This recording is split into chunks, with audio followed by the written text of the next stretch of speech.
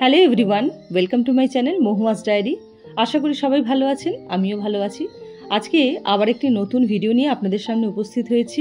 আগে একটি শর্ট ভিডিওতে আমি আপনাদের টাইগার হিল থেকে কাঞ্চনজঙ্ঘা দেখার একটা অভিজ্ঞতা ছোট্ট আকারে তুলে ধরেছিলাম আর বলেছিলাম বড় ভিডিওতে আরও সুন্দর করে আপনাদের সামনে সবকিছু তুলে ধরবো। তো আজকেই সেই বড় ভিডিও নিয়ে চলে এসেছি। এখন ঘড়িতে বাজে সকাল 4টে। চারিদিকটা ঘন অন্ধকার আর প্রচণ্ড ঠান্ডা। সেই অবস্থায় আমরা গাড়িতে উঠলাম আর টাইগার হিলের উদ্দেশ্যে রওনা দিলাম। দার্জিলিং ম্যাল থেকে টাইগার হিলের দূরত্ব হচ্ছে 14 কিলোমিটার। আর টাইগার হিলের অবস্থা দেখুন, এখন ঘন অন্ধকার। এখন ঘড়িতে বাজে 4:20। কেউ সেরকম লোকজন আসেনি, পুরো অন্ধকার চারিদিকটা। দু একটি খাবারের দোকান বসেছে, তার সাথে কিছু চা ও কফি বিক্রেতা আর 7-8 জন পর্যটক ছাড়া পুরো টাইগার হিলটা একদম ফাঁকা। প্রথম যে ছবিটি দেখতে পেলেন ওটি 5:20 তোলা। তখন পূর্ব দিক সবেমাত্র ধীরে ধীরে লাল হচ্ছে আর এদিকে কাঞ্চনজঙ্ঘায় প্রথম সূর্যের কিরণ এসে পড়েছে এবং তখন কাঞ্চনজঙ্ঘাকে দেখতে যে লাল লাগে এই প্রথম সচক্ষে দেখলাম। কি অপূর্ব দৃশ্য! সেই ভিডিওর মাধ্যমে সেরকম ভালো তোলা যায়নি, তাই স্টিল ফটোর মাধ্যমে আপনাদের সাথে শেয়ার করছি। প্রথমে লাল, তারপরে এখন দেখুন কিছুটা কমলা, তারপরে হলুদ এবং অবশেষে সবশেষে যেটা দেখতে পাওয়া যায় সেটা হচ্ছে সাদা। এখন ঘড়িতে বাজে 4:35। চারিদিকটা এখনো বেশ অন্ধকার। পূবাকাশে একটা হলদেটে লালচে আভা দেখা যাচ্ছে খালি চোখে, কিন্তু ভিডিওতে একদমই ভালো আসছে না, তাই স্টিল ফটোতেই ক্যামেরা বন্দি করতে হলো।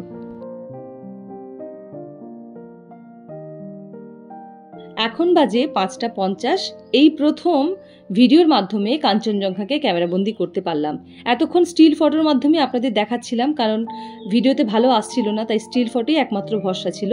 স্টিল ফটোতে কিন্তু ফটোগুলো খুবই সুন্দর এসেছে, মানে একদম ক্লিয়ারলি দেখা গেছে সবকিছু। আর এদিকে দেখুন পূবাকাশটা কি সুন্দর একটা হলুদ আর লালের দিগন্ত রেখার সৃষ্টি হয়েছে। কি অপূর্ব দৃশ্য লাগছে দেখতে। এখনো সূর্য ওঠেনি, আস্তে আস্তে উঠবে। আমরা সেটা ক্যাপচার করব, ক্যামেরাবন্দি করব এবং আপনাদের দেখাবো। আমরা দুদিকেই চোখ রাখছি, একদিকে সূর্য ওঠা আর একদিকে কাঞ্চনজঙ্ঘার কালার চেঞ্জ। তো সেদিনের গল্পটা একটু আপনাদের সাথে করি, কিভাবে গিয়েছিলাম, কি কি করেছিলাম, কেমন ছিল সেই দিনটা, তার এক্সপিরিয়েন্স আপনাদের সাথে একটু শেয়ার করছি। আর তার সাথে চোখ রাখবো পূব আকাশের সূর্যোদয় আর উত্তর আকাশের কাঞ্চনজঙ্ঘা। তো সেদিন আমি প্রায় 3:45 নাগাদ ঘুম থেকে উঠেছিলাম। উঠতে একটু দেরি হয়ে গিয়েছিল, তো তাড়াতাড়ি ব্রাশ করে নিয়ে আমরা হোটেল থেকে বেরিয়ে সোজা চলে এলাম রাজভবনের কাছে। আমাদের গাড়ি এখানেই দাঁড়ানোর কথা ছিল। আসলে আমাদের হোটেলটি রাজভবনের কাছেই ছিল। আমাদের হোটেলের নাম হচ্ছে হোটেল ডলফিন। তো ভোর 4টের সময় আমরা রাজভবনের সামনে এসে উপস্থিত হলাম। তার আগের দিন পর্যন্ত আমরা একটা অনিশ্চয়তায় ছিলাম যে আমরা টাইগার হিল থেকে সূর্যোদয় দেখতে পাবো কিনা, কারণ আমাদের গাড়ির পারমিশন করা হয়নি। টাইগার হিলের সূর্যোদয় দেখতে গেলে গাড়ির একটা পারমিশন লাগে, যেহেতু এই গাড়িটা আমাদের পার্সোনাল গাড়ি ছিল, মানে পুরো ট্রিপটা আমরা একটা গাড়িতেই করেছিলাম। হোটেল থেকে ওরা যে গাড়ি সাজেস্ট করে সেই গাড়িতে গেলে এই প্রবলেমটা ফেস করতে হয় না। যাই হোক, আমাদের ড্রাইভার খুব এফিশিয়েন্ট ছিলেন, তিনি একটা পারমিশন জোগাড় করলেন এবং রাত্রের মধ্যে আমাদের জানালেন যে আমরা যেতে পারবো কাঞ্চনজঙ্ঘা দেখতে। তো ভোর 4টের সময় আমরা রাজভবনের সামনে থেকে গাড়িতে উঠে পড়লাম। তখন চারিদিকটা প্রচন্ড অন্ধকার, প্রচন্ড ঠান্ডা। টেম্পারেচার দেখাচ্ছে 4 ডিগ্রি আর সময়টা হচ্ছে 2025 সালের ডিসেম্বর মাস। যাই হোক, রাজভবনের সামনে থেকে যখন গাড়িতে উঠলাম, আমরা যে 3-4টে গরম জামার লেয়ার পরেছিলাম তাতে আমাদের খুব একটা ঠান্ডা অনুভব হয়নি, কিন্তু বেশ ঠান্ডা ছিল এটুকু বুঝতে পারছিলাম। আমরা 15-20 মিনিটের মধ্যে পৌঁছে গেলাম টাইগার হিল। টাইগার হিলে নেমে আমরা হেঁটে হেঁটে চলে গেলাম মেন স্পটের দিকে। চারিদিকটা প্রচন্ড অন্ধকার আর প্রচন্ড ঠান্ডা। প্রচন্ড মানে প্রচন্ডই ঠান্ডা, মানে হাত ফাত প্রায় জমে যাচ্ছে। আর তার সাথে টাইগার হিলের হাওয়া, শরীর যেন অবশ হয়ে আসছিল। আমরা ওখানে অনেকবার গরম গরম কফি খেলাম। কফি খেয়ে শরীরটা কিছুটা গরম হলো ঠিকই, কিন্তু সেটাও খুবই সাময়িক। সেদিন টাইগার হিলের টেম্পারেচার ছিল 2 ডিগ্রি, মানে বুঝতেই পারছেন কিরকম ঠান্ডা। যখন টাইগার হিলে পৌঁছালাম তখন টাইগার হিল একদম ফাঁকা, মানে পর্যটক নেই বললেই চলে, হাতে গোনা ওই 7-8 জন ছাড়া। কিন্তু সময় যত গড়াতে লাগলো পুরো টাইগার হিল লোকে এত ভরে গেল যে পা ফেলারও জায়গা রইল না। পূব আকাশে দেখুন সূর্য আস্তে আস্তে উঠতে শুরু করেছে, আর এদিকে কাঞ্চনজঙ্ঘাকে দেখুন কালার চেঞ্জ করে কিছুটা হলদেটে গোলাপি কালার ধারণ করেছে। তো যেটা বলছিলাম, কাঞ্চনজঙ্ঘা দেখতে গেলে আপনাকে একটু ভোর ভোর বেরোতে হবে, না হলে ওপরে গাড়ি পার্কিং করার জায়গা পাবেন না, আর দাঁড়ানোরও ভালো জায়গা পাবেন না। মানে দাঁড়িয়ে যে ভালো করে কাঞ্চনজঙ্ঘা দেখবেন কিংবা সূর্যোদয় দেখবেন সেটার জন্য ভালো জায়গা পাবেন না, এতটাই ভিড় হয়ে যায়। আমরা যেহেতু প্রথমের দিকে গিয়েছিলাম, অনেক আগে গিয়েছিলাম, তাই খুব ভালো জায়গায় দাঁড়াতে পেরেছি, খুব ভালোভাবে কাঞ্চনজঙ্ঘা দেখেছি। হ্যাঁ, হয়তো পূব দিকে সূর্যোদয়টা একটু অসুবিধা হয়েছে দেখতে, কারণ আমরা ওই দিকটা দাঁড়াইনি। আমরা তো জানি না সঠিক কোনখানটায় দাঁড়ালে ভালো ভিউ পাওয়া যায়, দুদিকেই দেখা যায়, তো একটু ভুল হয়ে গেছিল। তো সেই জন্য আমরা সূর্যোদয়টা একটু ভিড়ের মধ্য থেকেই আমাদের ক্যাপচার করতে হয়েছে, কিন্তু কাঞ্চনজঙ্ঘা আমরা একদম সামনে থেকে খুব সুন্দরভাবে দেখেছি। এখন ঘড়িতে বাজে 6:18, সূর্যোদয়ের সময় হচ্ছে 6:20। আর ওই যে দেখুন সূর্যদেব আস্তে আস্তে উঠতে শুরু করেছেন। এখানে উপস্থিত সমস্ত পর্যটকরাই খুবই এক্সাইটেড, কারণ এক্ষুনি সূর্যোদয় হবে এবং তার সাথে কাঞ্চনজঙ্ঘা কেমন রূপ চেঞ্জ করে সেটা দেখার জন্য সবাই ব্যাকুল। তাই চারিদিকে একটা চিৎকার চেঁচামেচি শুরু হয়েছে।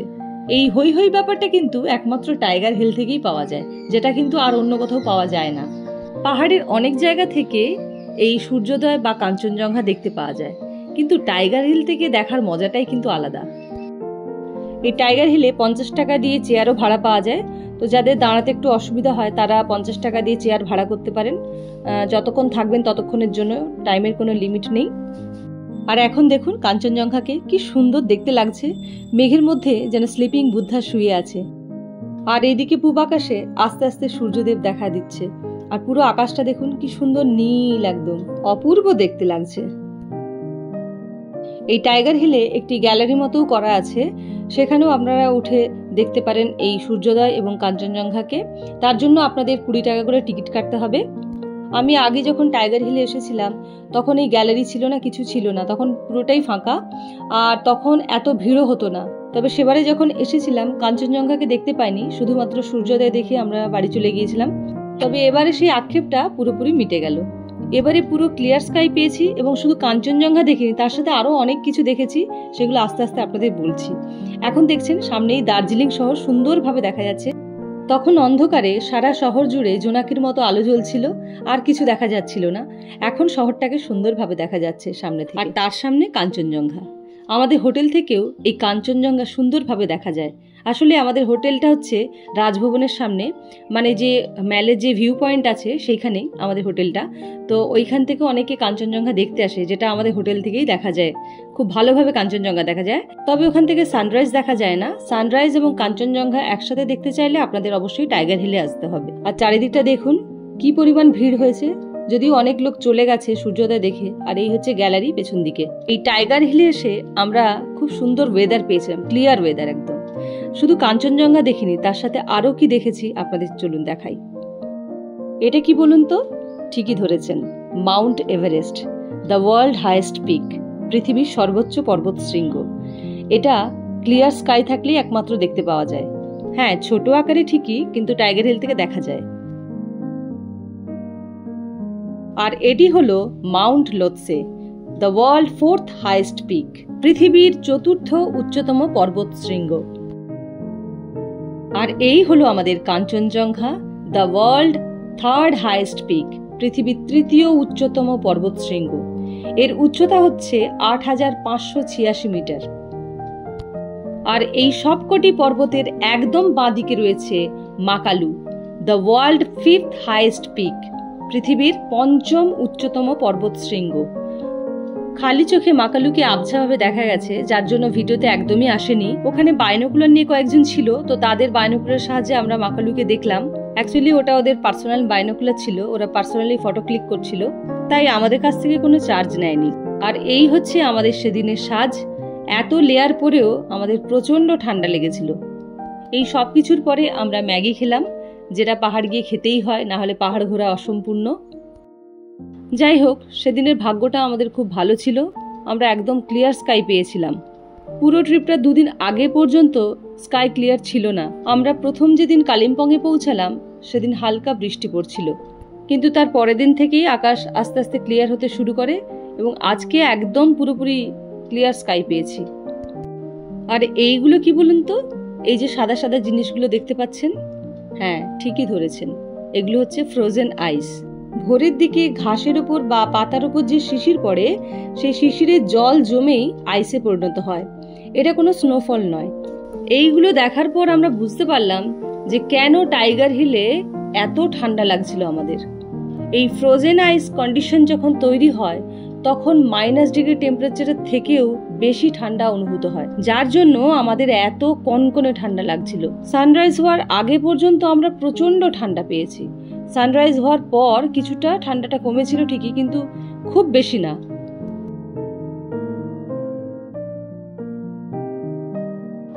ও হ্যাঁ, আর একটা জিনিস বলতে ভুলেই গেছি, আর দেখেছিলাম তারা খসা। আমরা যখন পৌঁছাই 4:30টার দিকে, তখন আমরা খেয়াল করিনি তারা খসাটা। কিছুক্ষণ পর যখন আরো পর্যটক আসেন, তারা প্রথম লক্ষ্য করেন যে রাতের আকাশে তারা খসা দেখা যাচ্ছে, এবং তারা চিৎকার করে বলতে থাকেন, দেখো তারা খসছে, তারা খসছে। তো আমরা প্রথমে বিশ্বাস করিনি।